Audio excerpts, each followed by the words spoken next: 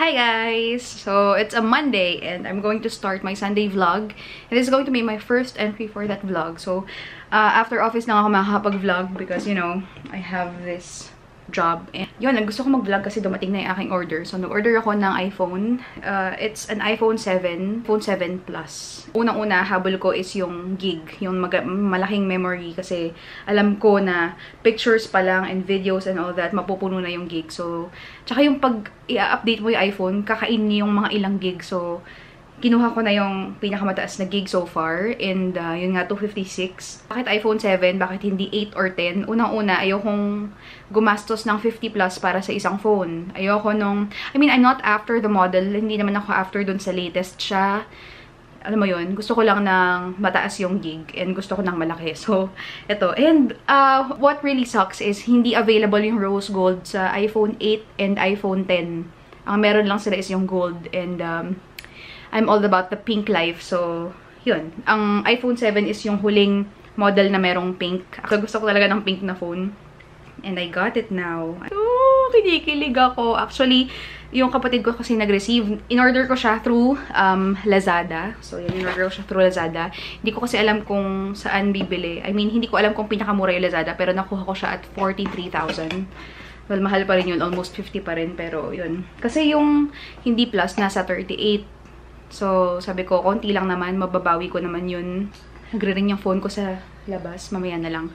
Siguro sa M yun. Merong charger. Ito, meron siyang, I don't know what this is for. Huh? Bakit wala ba siyang ano? Ah, okay. Wala pala siyang ano, ang tawag dito, yung pang earphones. Yung earplug, parang ganun. Dati meron siya dito sa ilalim, diba? Yung parang ganito, oh. Hina ako sa technology, ayan. Wala siyang ganun. So, meron siyang external.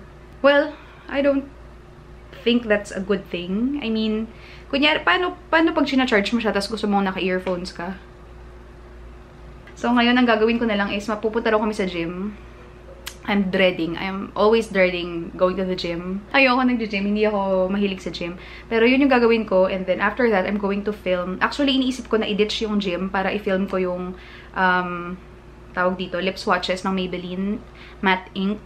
Pero naisip ko na mag-gym na lang for an hour, and then pag-uwi, dun ko na lang gawin yun. Pero ang ganda ng lighting. Ang ganda ng lighting kapag walang ring light, no? So, natural light. Actually, pagabi na. It's already 5 o'clock. Hi. Micellar what? Micellar what? Paglilinis mo ng ano yung micellar? Oo. Ng, ang tawag dyan? Cellphone case?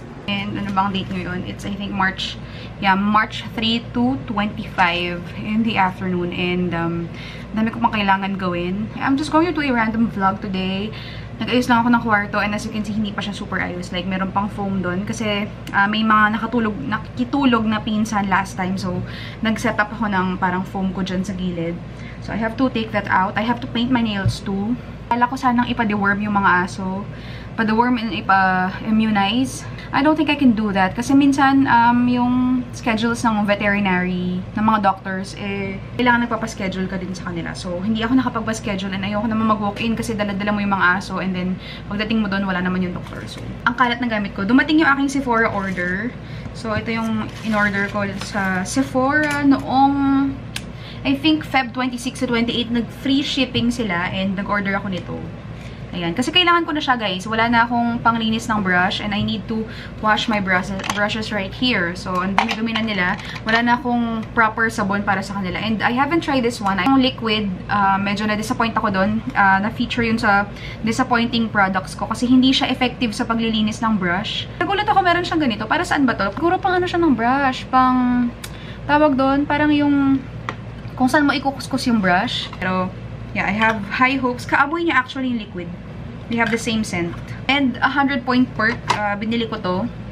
Ayan, so it's another soap from Beauty Blender kasi why not, diba? This is the Chill Swirl. Bago to ng Beauty Blender. And you can get 3 free samples every time na mag-check out ka. So, ito gusto ko siyang itry. up ba kayo guys kapag mag-review tayo ng foundation tas gamit ko lang is yung mga samples? Kasi ang dami kong ganito. Meron akong Milk Makeup, meron akong kung ano-ano. Pero ito, maganda siya kasi 4 yung shade na available. So, you can try it out kung pasok ka sa shades na to. Ako feeling ko ito yung shade ko. Si Light White 210 and meron ka ring free coconut face primer. Tal na nitong coconut face primer na to sa ano ko, sa wishlist, kumbaga sa cart ko. Kaso hindi ko talaga siya check out kasi I think 2,300 ba o 2,800 yung presyo niya. Parang hindi ko ma-atim na bumili pa nun since meron naman ako nitong, marami ako magandang primer at the moment. Paborito ko tong dalawa. I love this one and I also love this one. But I find this one better. So, nag-film ako ng declutter ng foundation and nasabi ko dun bakit mas gusto ko yung Becca Backlight Priming Filter kaysa dun sa First Light. And lastly, itong Sephora Triple Action Gentle Makeup Remover Gel. So, gel type siya, pero makeup remover daw siya. So, hindi pa ako nakatry ng ganito kasi madalas ko matry is yung mga oil-based. Sorry sa lighting guys, pero pili tayo ng nail polish. Actually, ito hindi ko pa doon na-try. Ito yung limited edition ni KL polish na Mama Martha. Mama Martha ba? Yes, Mama Martha yung pangalan niya. So, I think I'm going to try this one out sa paa ko in particular, sa aking pedicure. Sobrang iksi ng nails ko. Kinat ko sila. Ang best way para sa mga ganito ka-iiksing nails is to grab for shimmery polishes. Kasi kahit hindi maganda yung pagkaka-apply mo, parang maganda pa rin yung pagkaka-apply. This is Cirque in Morganite. Pinkish, silvery something. So, ito na lang yung gagamitin ko for the manicure. Going to paint my nails first. Dito na yung mga kagamitan ko for paglilinis ng kuko. And, yeah, usually naman habang naglilinis ako ng kuko is nanonood ako ng video or something. So, yun muna yung gagawin ko ngayon. And then, after this, maglilinis tayo ng brush kasi ang dami ko ng brush na kailangan linisin. Parang 2 weeks ko nang hindi nalilinis itong mga to kasi nga wala akong panglinis na sabon. May tinatry akong bagong facial wash. Ano bang tawag dun? Meron siyang prutas sa ilalim, tas ano siya, foaming cleanser. It's actually good. Meron siyang konting hapdi factor dito sa banda dito ko. Parang may pinapenetrate siyang something na feeling ko is a good thing. I don't know. Kasi meron akong mga tinatry na face cleanser ngayon na walang kwenta. As in, kalahati ko na yung bote, wala akong makitang ganap sa mukha ko. So, I have high hopes for that one. Lahat ng brushes ay nahuhulog na sila sa sobrang dami. Meron akong isang sponge dito na sobrang dumi din. Ito yung tawag dito, facial foam na sinasabi ko kanina. It's a Neogen Blueberry. Gusto ko rin itry si green tea tsaka yung cereal nila. Pero this is the best seller daw by far. So, hi guys! Dito na naman ako. So, it's already 6 PM and tapos na ako sa gawaing bahay ulit. You know, yung mga alaga kasi, just to give you a background, I have a whole stretch of, sa gilid ng bahay namin, puro yung lovebirds. Pinapakain ko yun every morning and every afternoon naman, ang toka ko is the dogs. Pinapakain, binawalk, etc. So, it's taking up my time. Pero anyway, nandun na yung mga brushes ko, nakasampay na sila. Ito kami ni Em sa party ni Kuya Denver. Kuya Denver siya yung office mate ko. Actually, boss ko siya. Ayan, so mag-31st birthday siya and mag-celebrate siya. So, we're going there. We are going to prepare with this fancy lighting. So, andyan yung lamp ko. Yan lang yung gamit ng lighting. Pasensya na guys. So, I'm going to use this one, the Becca Backlight Priming Filter. Kasi gusto ko na medyo may glow. Umuulan. Narinig niyo ba yung ulan? But yeah, paubos na rin yung aking memory. Ano ba? Memory. Ayan. So, tignan natin kung saan tayo abot. But I'm going to use this as my primer.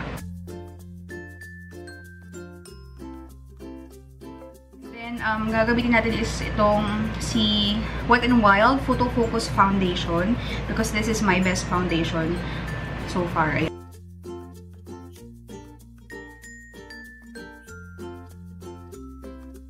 So, yan ang mukha. Para maging plakado siya talaga, i-flat lang natin with the sponge. And for anything else, I'm going to set that with a Wet n Wild Photo Focus Press Powder din.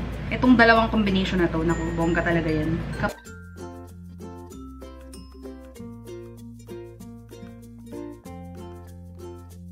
Hiray lang ako guys, off cam, kasi wala na talaga akong memory, ayan.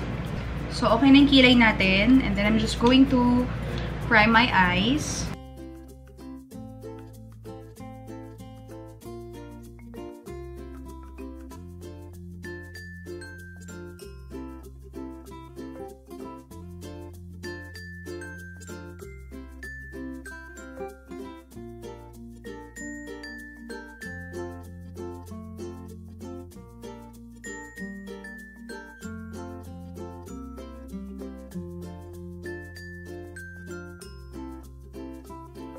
We are ready. So, I'm ready. Ito na yung makeup. Ang pangit ng lighting natin. Bakit ganun? We're going to wear this. And I'm wearing leggings. Yan, leggings lang ang suot ko. And yeah, this is the outfit. Hi guys! I've already freshened up. Tapos na yung party. And it's already 11, I think. Yes, I think 11 or 11:30 na. And yeah, I've already did my skincare. Kaya medyo malangis-langis tayo ngayon, guys. So, nasa banyo ako ngayon. And I'm going to get ready. Galing akong mall. And I have makeup on and I will remove. So, I'm going to, I think, attach this video to the previous vlog I did. May ita-test out kasi akong product. Ang baba ng camera. Wala akong lalagyanan. Nakakairita na, no, guys? Nakakairita to. Teka lang. Sobrang taas naman. Ayan, anyway, ganyan na lang, no? Ito, try natin yung bagong line ng Althea. Contour cleanser. I don't really know why it's called contour. And walang English instruction. Yun ang problema ko sa mga Korean items. Magaganda sana kaso walang English translation. And then, we're going to also try Fixer Cream. I think this is a moisturizer. So, yan. Naririnig niyo yung passion. Ayan, ano na, Holy Week na ngayon. It's Holy Tuesday. No, it's Holy Wednesday. Sorry, Wednesday na pala. And then, we have the primer water. Bare Essential. So, previously kasi naglabas si Althea ng powder, di ba? Yung Althea Korea Velvet Powder. And ngayon, naglabas naman sila nitong line na to, which is the basic, like the cleanser, the toner, and the moisturizer, I think. But anyway, before I clean my face, syempre, gagamit muna tayo ng micellar water. Konting-konti na lang yung micellar water ko, guys. So, si L'Oreal. Ubusin ko na lang to. Tingnan ko lang ng kilay. Diba, nakilay ako. Nasa mall lang ako. Improving ako, guys. Makeup shopping. Actually, may mga items ako na nabili from Skin Potions. Kasi 30% off sila. Ang tagal ko nang tinitik-tikan ng booth nila. As in, ang tagal ko nang binabantayan. And then, kanina sabi ni ate na, ma'am, bumili na kayo kasi last day daw nila ng 30% off. I don't know, it's a Holy Week. Maybe sarado sila bukas or the rest of the week or half day lang. Pero ang sabi niya is, last day na raw ng 30% off. And that's 30%. That's actually a lot. After that, I'm going to try the contour cleanser. Naka-wrap siya into this one. First time ko siyang gamitin. Sinend out siya sa akin ng weekend. And I haven't tried it yet. I actually have high hopes sa products nila kasi sobrang nagustuhan ko yung powder. Naka-seal siya. So, we have to open it. And it has a very thick consistency. So, it has micro beads. Para siyang may konting exfoliating something.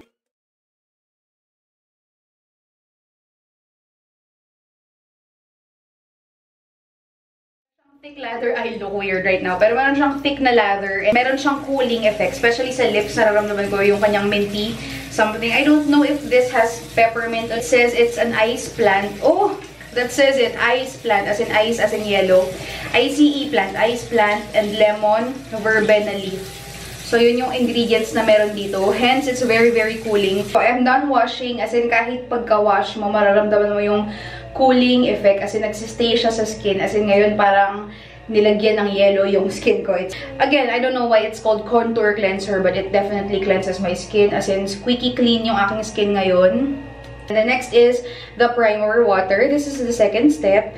And, yeah, sealed pa siya. Ang sabi naman dito, meron siyang Snow Lotus and Dewdrops. It has a very malapot consistency. Kapag ganito yung toner, ginagamit ko lang yung kamay. Hindi na ako gumagamit ng cosmetic cottons. Apply few drops. Ang bango niya. Amoy siyang perfume. Naaalala ko yung childhood ko. Ganito yung pabango ni mama. Sobrang bango.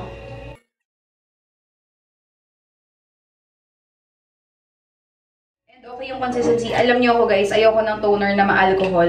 Ayoko ng toner na mahapdi sa mukha. And definitely ito, first impressions, wala akong naramdaman na hapde or anything. So yan, tignan pa natin as I try it. And next is the Fixer Cream. This is the last step dun sa pinadala sa akin. It says it has Trehalose. Hindi ko alam kung paano basahin yun. Green tea and baobab tree. Minsan ayoko ng mga potted things like this kasi na-expose siya. Once na binuksan mo yung jar, ma-expose siya. And every time na binubuksan mo yung jar, ma-expose siya sa outside world. Ayan. And pwedeng mabawasan yung potency or yung effect niya. I'm all about the good moisturizer, you guys. Alam nyo na dry ang aking skin. Ngayong summer, medyo combo. So, dry to combo ang aking skin type. I produce more oil in the afternoon, especially kapag nabibilad. Pero, more on sweat pa rin talaga siya. Dito, dry pa rin. Nagpo-produce lang talaga ng oil is yung aking ilong. Kanyang amoy siyang peppermint, amoy siyang spa. Kung pumasok kayo sa isang spa, alam niyo yun yung initial step niyo sa spa, yung una niyong maaamoy, ganyan, ito yung amoy niya. Para siyang isang treat for my skin. We'll link Althea Korea below and these products below para ma-check out ninyo. Just click it in the description box.